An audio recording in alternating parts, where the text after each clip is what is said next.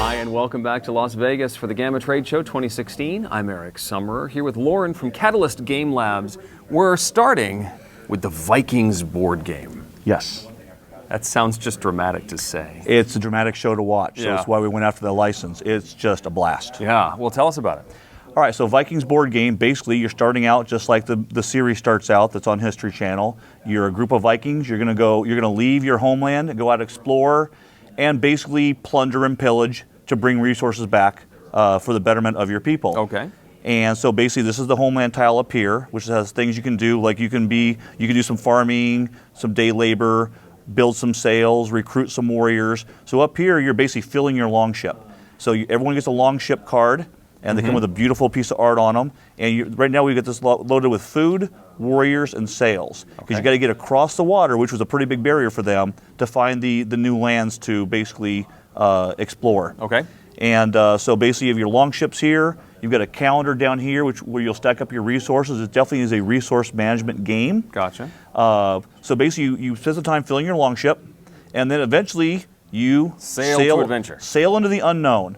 So basically, you don't know what's out here. Every tile, this is just an abbreviated board. Right, yeah. You could actually build you eventually will build a really huge board as you play. And you had, these are level 1 tiles, and there's level 2 and 3. So it's first summer, second summer, third summer. So every summer you go raiding.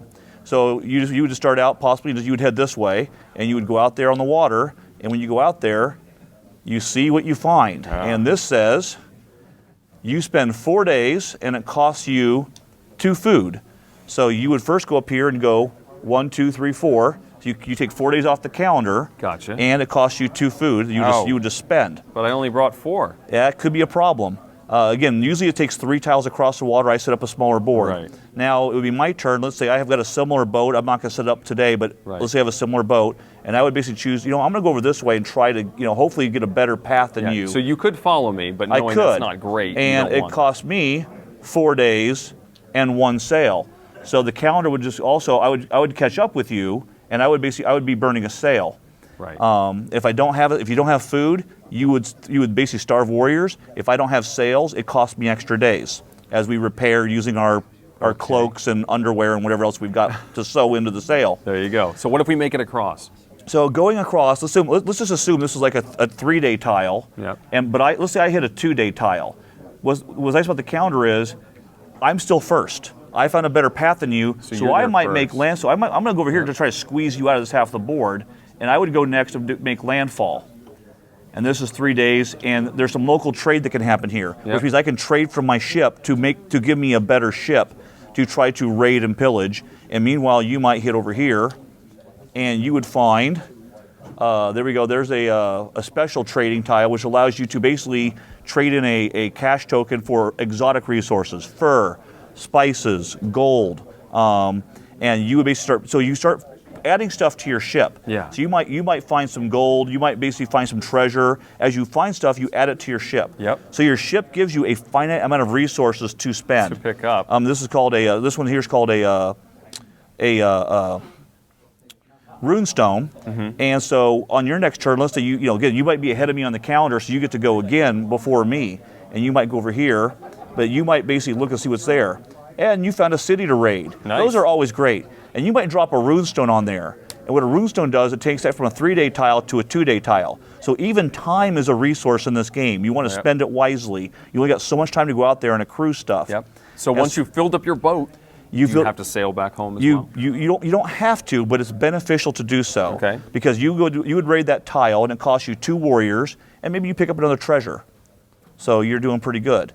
So eventually you want to try to get back home, which means you also need to be finding food and sails, because that sea is still pretty expensive. Yeah. So eventually you want to try to sail back home, and when you do, you can go see the chief. You can go see the chieftain, the jarl, and turn in your treasure for Valhalla points. And Valhalla points are how you score the game.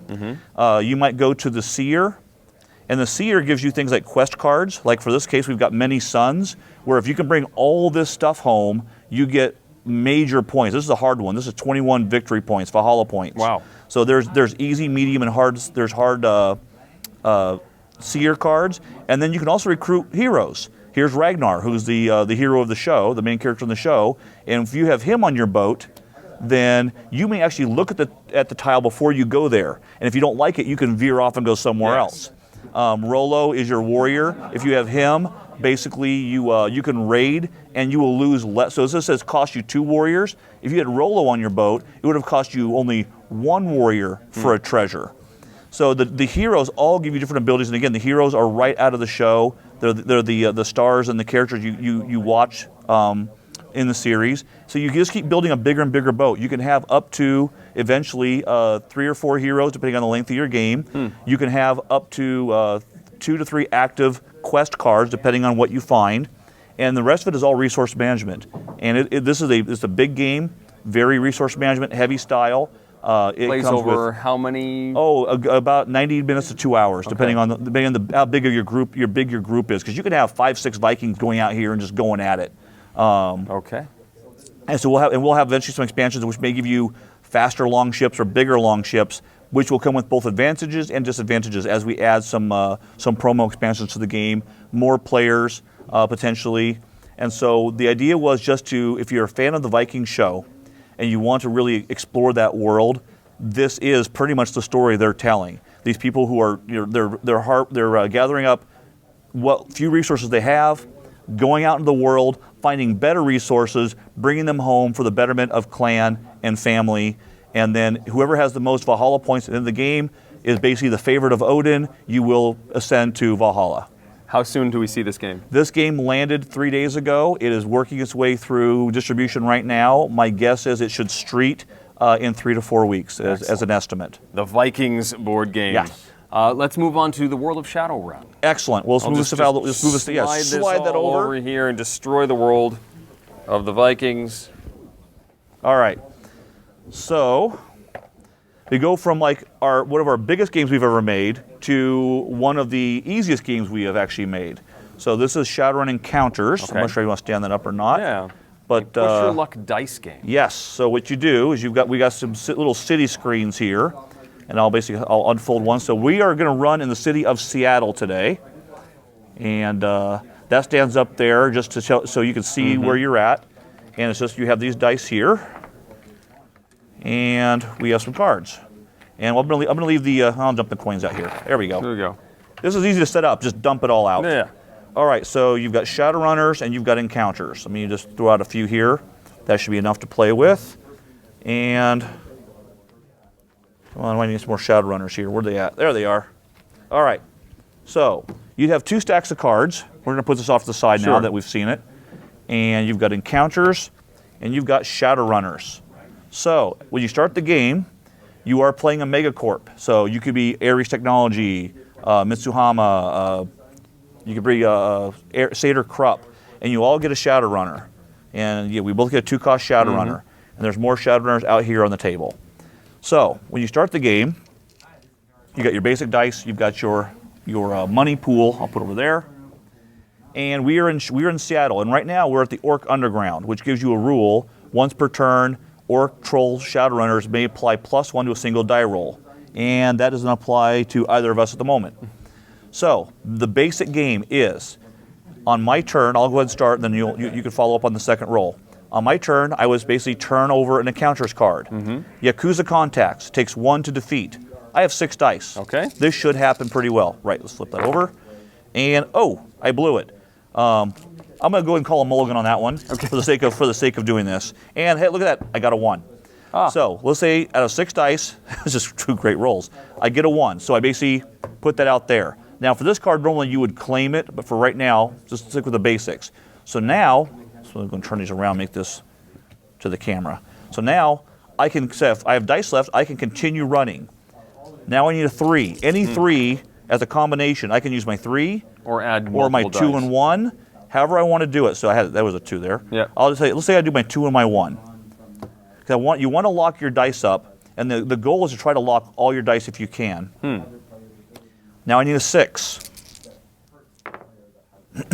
Okay, I didn't get it, but my Shadowrunner says I can apply a -2 to a single die roll. So 7 minus 2 is 5. Can I find a way to 9? Nope, I can't do it. So I didn't defeat this, so I don't get to claim anything. So this would go away, and these dice would pass to you. Okay. You would then have a choice. You can either scrap the run completely and start fresh, or you could simply try to coattail, try to basically grab my points and roll up another one right here. That's so a you would 9 go. It's a 9. You would need a 9 on 3 dice. Bingo. I got a 9. You put that out there. Yep. Then you would go, you know what, 1 die, not worth it. You would say, okay, I'm just going to basically end my run, and you would basically clear your dice, and you get, for this column, you get 1, 2, 3 points plus any bonuses, 4, 5, 6, 7. You just got 7 points. Great. So and you would stole basically them from you. You stole them from me, which I'm not very happy about, but we'll get, you'll pay for that later. No. So it would come back to me. I would do the same thing, probably get a couple points. Now what's important here is as we get points, we can also develop more resources. So on the next run, you would basically, firstly you'd flip a card over to see what you're dealing with. A ghoul, 12. You may not, and this says you may not use special Shadowrunners on this one. So you have to do that one without any help there. But before you do, you're going to bank on, so you know what, I'm going to spend two new yen, and I'm going to pull another Shadowrunner. So you can start recruiting a bigger team. Somebody else, yeah. And every Shadowrun gives you abilities that allows you to affect the dice roll. Right. And so now you got to hit a 12 natural. So go ahead and roll those out, and I'm sure you'll get a 12 natural. It's almost impossible not to. There it is. 2 5s and a 2 should do it. So, and that's got a +3 bonus. Right there, you got 4 points. So because you're going to press your luck, that's the whole thing of the game. That's a special card. We're going to ditch that one for now. Just a 1. That's all I need. That's all you need. All I have to do is roll a 1. Okay, you didn't get it, but +2, discard the Shadowrunner 2 against an encounter that doesn't allow, okay. So we're going to say this Shadowrunner says, let's say the Shadowrunner says you could basically apply a -1, plus or -1. Okay, you're going to basically burn the Shadowrunner to make that a 1, or +/-2, which we have the rule, to make that the right die, and you've now locked that dice down. Okay? Then you can say, but I like this Shadowrunner. I'm going to retain him for his normal cost +1. So you basically spend your 5, and you get to keep that Shadowrunner. Yep. So now he got a bit more expensive because you just used him, but the idea is you are building a veteran team, and a veteran team costs you more money to maintain. And then you would go 1 more, and let's say you roll your 2 dice, and you lock those down. Yep. Here's the nice thing. Those are all worth 1, 2, 3, 4, 5, 6. 6 points there. You then can say, okay, I locked all my dice. You would pull those back, and you would roll up your second encounter. You're still running in Seattle in the Orc Underground. So if you spend all of your dice, you can then reset. If you lock them all in any way, shape, or form, sometimes cards let you lock extra dice, but once you've locked them all, whether it's on 1 card or 6 cards, doesn't matter. You pull them back and you can continue to run. And what ends the game? So what ends the game? When you accrue up to, depending, you set the time limit ahead of time, 25, 30, 40, however much new yen you want to accrue. So it gives you a good idea of a 25 new yen game. For 3 to 4 people, we're talking 15, 20 minutes probably. Okay. It's a pretty fast game. How soon do we see Shadowrun Encounters? Shadowrun Encounters will be out this summer. I believe this is slated right now as a Gen Con era product. So we're talking August, September, right in that neighborhood. It's already fully designed. This is actually a production mock-up that's basically being used to check the print run out to make sure we're all good to go. And you can just keep pushing your luck, and these cards will all be worth 2, 4, 6, 3, 3, 6, 9. The deeper you run, the more it's worth. By the end of the mission, when you've got 3 or 4 Shadowrunners out here, and you've got a big team and a couple veterans, you are basically making big runs, and you are just running the table, going for that 20, 30 point run, in one go, all in one go, and it really gets pretty intense there because any one roll could blow it. Right. Even with the Shadowrunners out there, you can still blow it on 1 roll if you roll the wrong dice. Excellent. And that's the whole game. Thank you very much. Anytime. Thank you. Thanks for watching.